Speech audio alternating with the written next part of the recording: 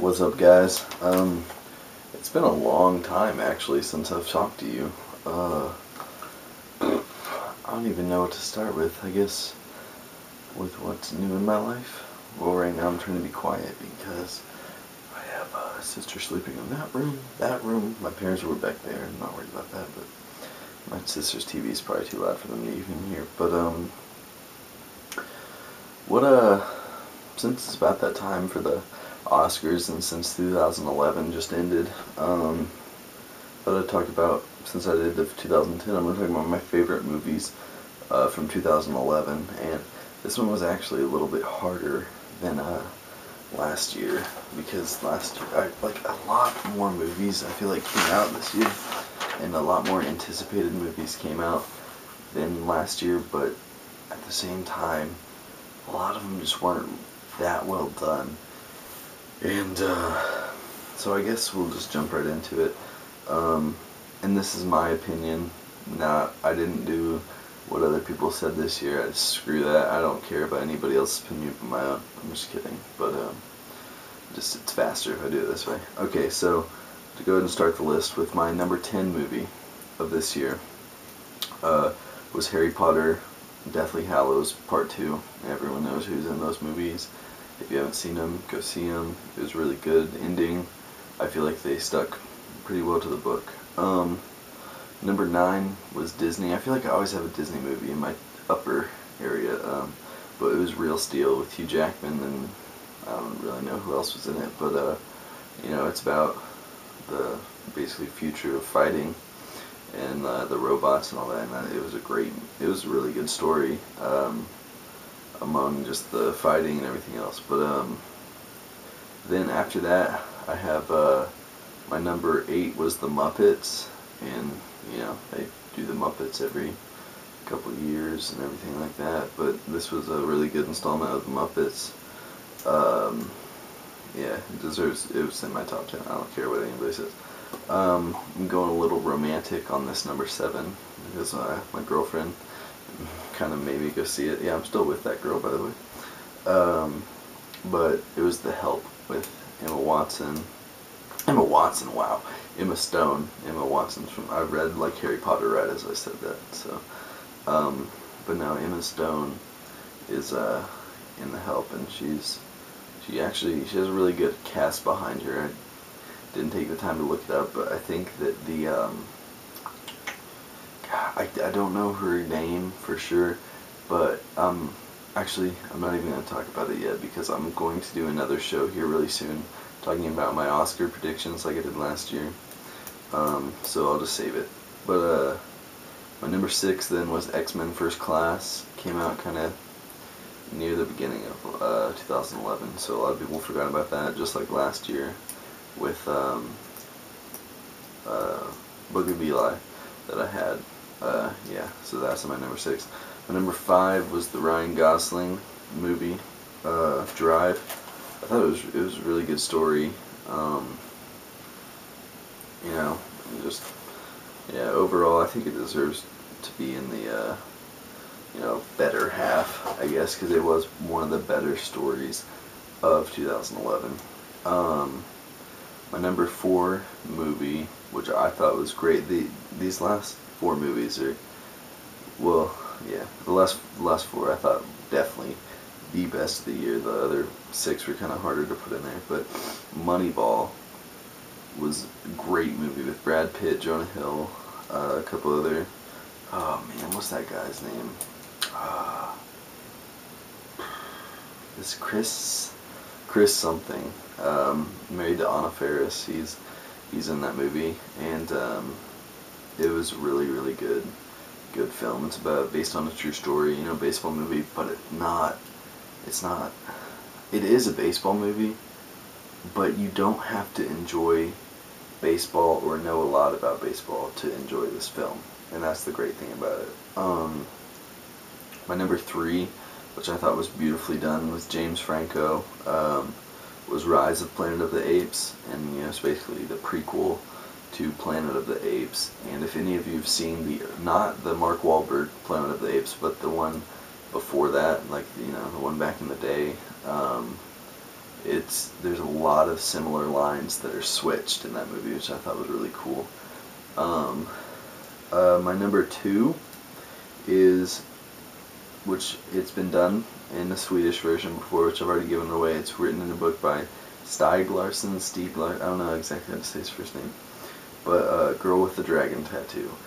My top 2 were so hard to figure out which one went where, because like they were both so good. And the Girl with the Dragon Tattoo has Daniel Craig, Rooney Mara,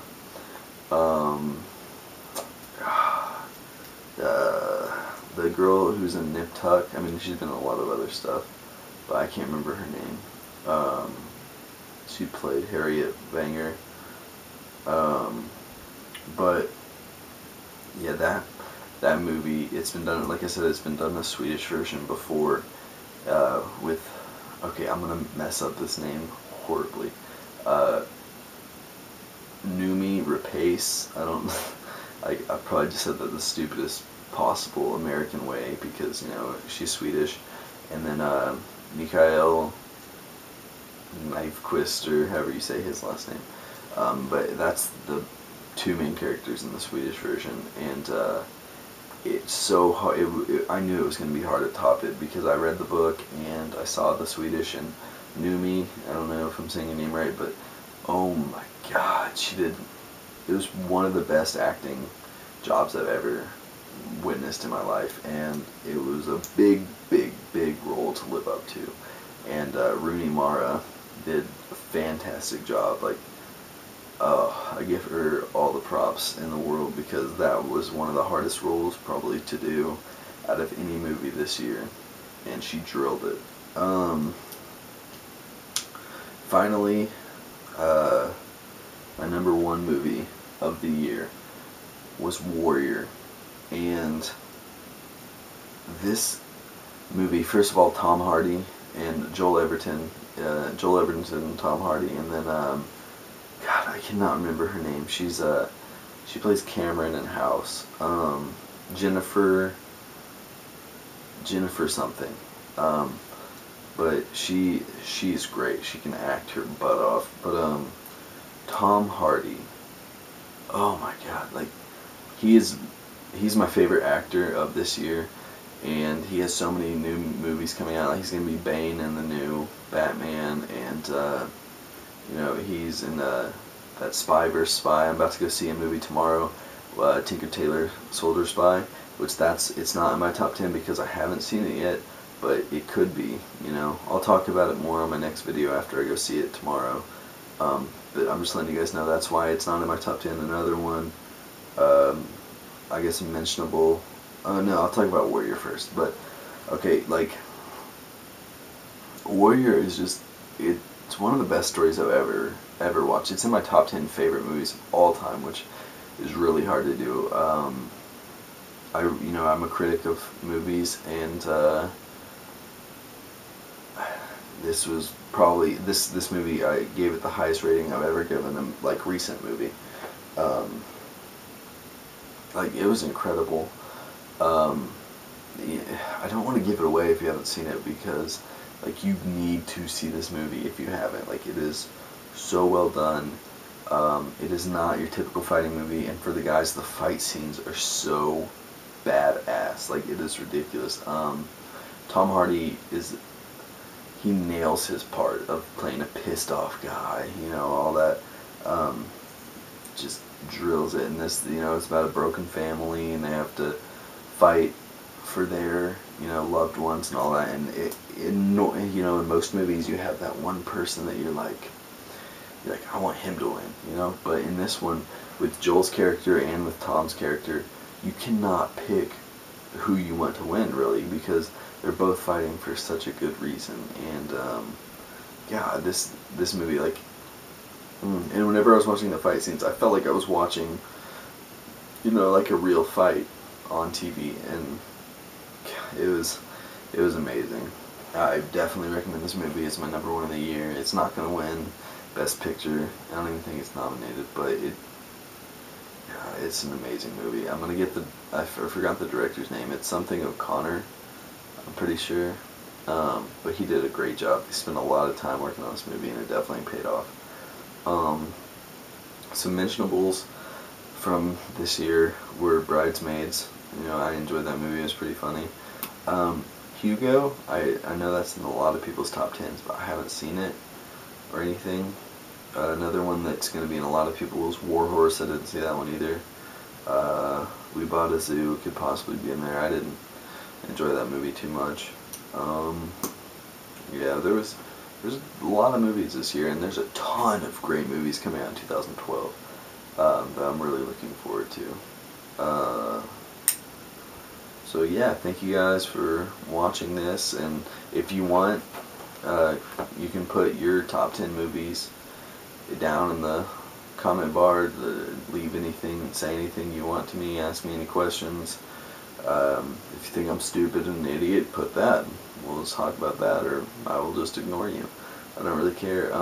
Probably within the next couple days, I'll have a video of my Oscar predictions, and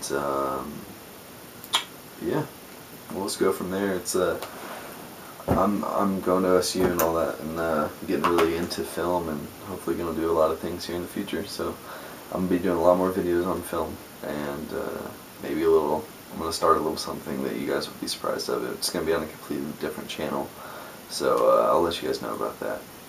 Thank you for listening. I'll see you later. Peace.